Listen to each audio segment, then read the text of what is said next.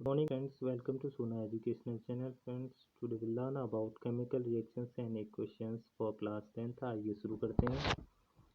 रासायनिक अभिक्रियाएं एवं समीकरण। रासायनिक अभिक्रियाएं जब दो या दो से अधिक यौगिक आपस में मिलकर एक नए उत्पाद का निर्माण करते हैं तो उसे हम रासायनिक अभिक्रिया कहते हैं। रासायनिक अभिक्रियाएं अभिकारक और उत्पादों पर डिपेंड करती है। अभिकारक ऐसे पदार्थ जो किसी रासायनिक अभिक्रिया में हिस्सा लेते हैं अभिकारक कहलाते हैं। ऐसे पदार्थ जिनका निर्माण रासायनिक अभिक्रिया के द्वारा होता है उसे हम उत्पाद कहते हैं। रासायनिक अभिक्रियाओं के उदाहरण भोजन का पाचन, श्वसन, लोहे पर जंग लगना, मैग्नीशियम फीते का जलना, दूध से दही का बनना।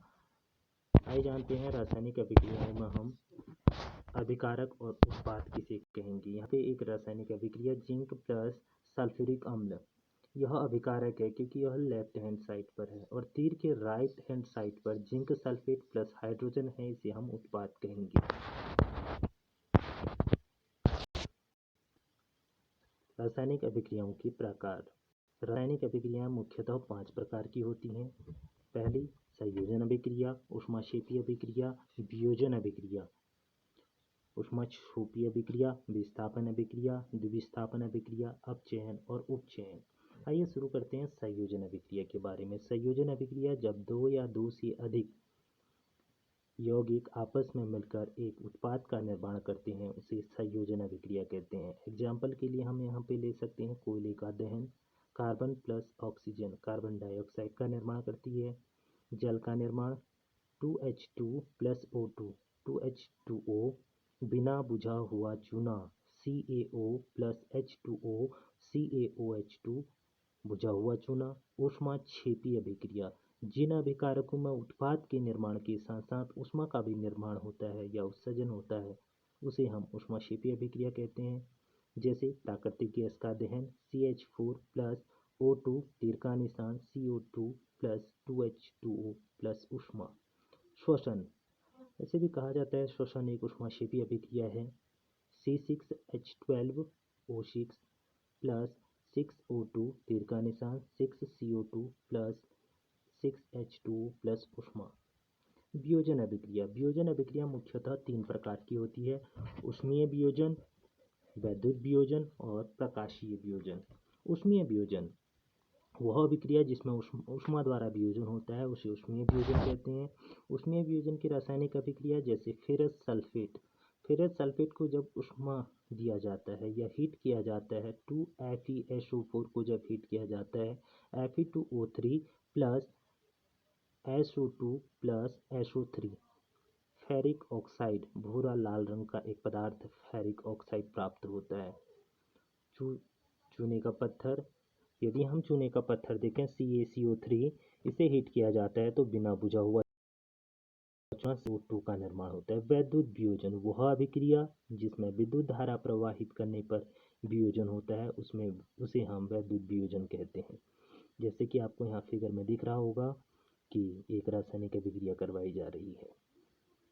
प्रकाशीय वियोजन वह अभिक्रिया जिसमें सूर्य की प्रकाश की उपस्थिति में वियोजन होता है उसे प्रकाशीय वियोजन कहते हैं। जैसे 2AgCl प्रकाश की उपस्थिति में इसमें अभिक्रिया हो रही है तो 2Ag प्लस Cl2 का निर्माण हो रहा है। वहीं 2AgBr, तीर का निशान किसकी उपस्थिति, सूर्य का प्रकाश, 2Ag प्लस Br2।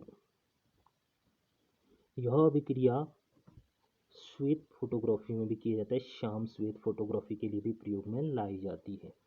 अगली रासायनिक अभिक्रिया ऊष्माक्षेपी अभिक्रिया वह अभिक्रिया जिसमें अभिकारकों को तोड़ने के लिए ऊष्मा या प्रकाश प्रवाहित की जाती है या आवश्यकता होती है उसे ऊष्माक्षेपी अभिक्रिया कहते हैं। ऊष्माक्षेपी अभिक्रिया। विस्थापन अभिक्रिया अगली अभिक्रिया हम देखेंगे। विस्थापन अभिक्रिया वह अभिक्रिया जिसमें अधिक क्रियाशील तत्व कम क्रियाशील तत्व के यौगिकों को विस्थापित कर देती है उसे विस्थापन अभिक्रिया कहते हैं। Fe plus CuSO4 copper sulphate मिलकर आयरन सल्फेट का निर्माण करती है और कॉपर को त्याग देती है, मतलब कि कोई तत्व त्यागा जाता है उसे हम विस्थापन अभिक्रिया कहेंगे। इसके अतिरिक्त zinc plus copper sulphate zinc sulphate का निर्माण करता है और कॉपर को त्याग देता है। द्विविस्थापन अभिक्रिया, इस अभिक्रिया में उत्पादों का निर्माण दो यौगिकों के बीच आयनों के आदान प्रदान से होता है, उसे हम द्विविस्थापन अभिक्रिया कहेंगे। इसमें सोडियम सल्फेट की अभिक्रिया यदि हम बेरियम क्लोराइड के साथ करेंगे तो बेरियम सल्फेट और सोडियम क्लोराइड का निर्माण होगा। अगला लास्ट रासायनिक अभिक्रिया उपचयन और अपचयन। उपचयन वह रासायनिक अभिक्रिया जिसमें किसी पदार्थ में ऑक्सीजन की वृद्धि हो जाती है उसे हम अपचयन अभिक्रिया कहते हैं। उदाहरण के लिए कार्बन प्लस O2 CO2 का निर्माण करेगा, कॉपर प्लस O2 2CuO का निर्माण करेगा। इस प्रकार हम अन्य रिएक्शन भी इसमें देख सकते हैं। अगला अपचयन वह रासायनिक अभिक्रिया जिसमें किसी पदार्थ में ऑक्सीजन का ह्रास होता है उसे अपचयन अभिक्रिया कहते हैं।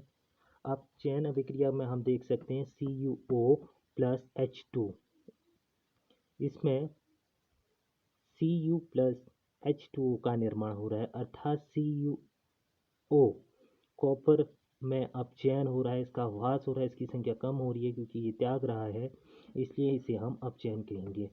अपचयन और उपचयन मिलकर अपचयो उपचयन अभिक्रिया कहलाती हैं। वह अभिक्रिया जिसमें अपचयन और उपचयन एक साथ होता है उसे अपचयो उपचयन अभिक्रिया कहते हैं। अपचयन और उपचयन अभिक्रियाओं को हम दैनिक जीवन में देखते हैं। उपचयन अभिक्रियाओं का प्रभाव हमारे दैनिक जीवन पर जैसे लोहे पर जंग लगना, संक्षारण और विकृत गंधिता, ये दो टॉपिक ऐसे हैं जिसके बारे में हम नेक्स्ट चैप्टर में पढ़ेंगे कि संक्षारण और विकृत गंधिता। Thank you so much for watching me.